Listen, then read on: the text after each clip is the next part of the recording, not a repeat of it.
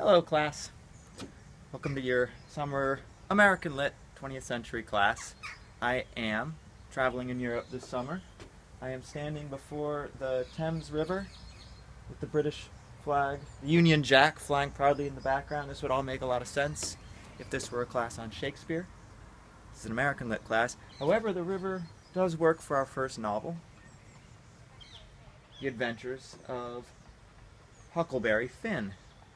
And I just wanted to start with the novel with just two very kind of key concepts to consider why I'm using Huck Finn, a 19th century text, to frame our course in the 20th century novel in black and white.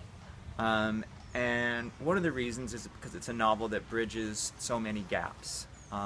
It is situated firmly in between different traditions, different ideologies, beginning with the American Romantic tradition, which it has its feet firmly placed in. Huck attempts to escape from a kind of suffocating civilization, which he always spells with an S to show its kind of corruption, to retreat into the world of wilderness, of nature, to seek a kind of truth there that is unavailable when he's living under the dictates of the society that's imposed on him by the Widow Douglas, by the judge, by Tom Sawyer even.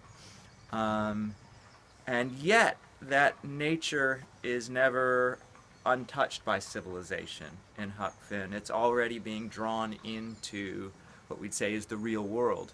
And that brings us into the other key movement that it sort of seeks to bridge, which is that of social realism.